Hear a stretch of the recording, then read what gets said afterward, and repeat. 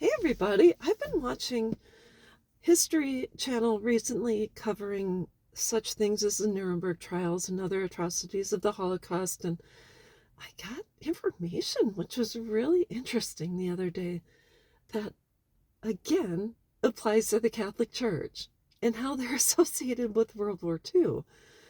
There was something called rat lines, and the rat lines basically state allowed prominent Nazi Germans and other European former Axis officers and political leaders accused war criminals to escape Allied trials and need denazification.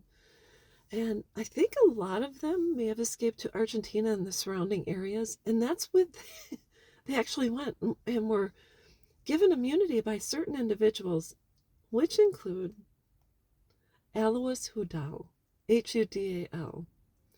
He from May 31st, 1885 until his passing May 13th, 1963.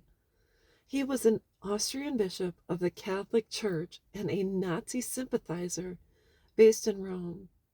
For 30 years, he was the head of the Austrian German congregation of Santa Maria dell'Anima in Rome, and until 1937, an influential representative of the Catholic Church in Austria.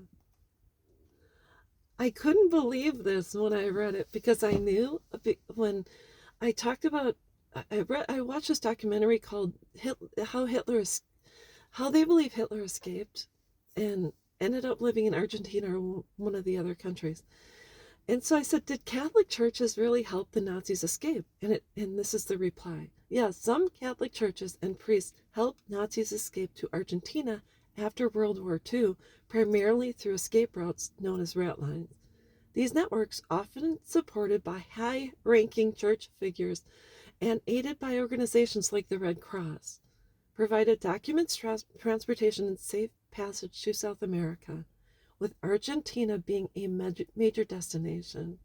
The motivations included a mix of anti-communist sentiment and the potential for some church members to have been involved in these activities. The high-ranking officials included Bishop Alois Hudal, which we just mentioned, and a Croatian priest. Hudal was a significant organizer who provided documents and aid to escaping Nazis, while the other guy helped establish escape routes. I can't even believe I can't believe this. And listen to this. Hudal, an Austrian bishop, used his position in Rome to provide forged Vatican documents, financial aid, and safe houses for fleeing Nazis, including high-profile figures like Adolf Eichmann. Now, I just watched a documentary on his trial, and you've got to see it. Eichmann actually sat down with another guy who recorded conversations about the mass murder of Jews and how he was involved, and they were brought up at trial. The transcripts were allowed. Certain pages of the transcripts there were hundreds of pages of transcripts. So it really is amazing when you look at this, and then you wonder why the Catholic Church allowed priests who were accused of crimes against children and nuns too to be shoveled around, hidden, and put in different parishes only to cause more crimes. When people say the Catholic Church is authentic, true, and all about God, no, they are all about the devil. Who, in their right mind, knowing what happened during World War II and also current times as well, who the F takes someone who has been accused of atrocities against human beings, hides them, moves them around, and changes the documentation so they can escape, gives them escape routes, creates rat lines? Who does that?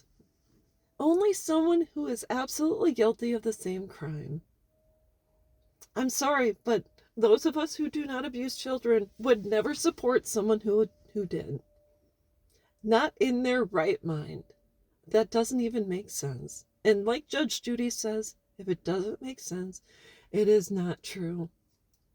They are so full of fallacy their religion is furthest from the truth.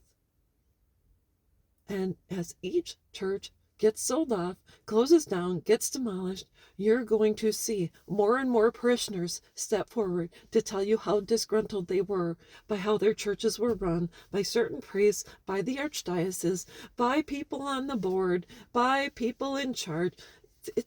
That's when it happens. Doesn't happen before, because how many faithful followers did they have? And now, as people step away and see the truth, and they're coming to the realization that their house of worship is no longer available to them, you'll see how ticked off they are. And more people will come forward, not even just like myself, but people who are still there, who attend church, who give to these organizations. Oh, you'll see it, because it's happening. So anyways, that's all I've got. Once guilty, always guilty. And if you still go to this kind of church, shame on you. That's all I've got, and I will be back.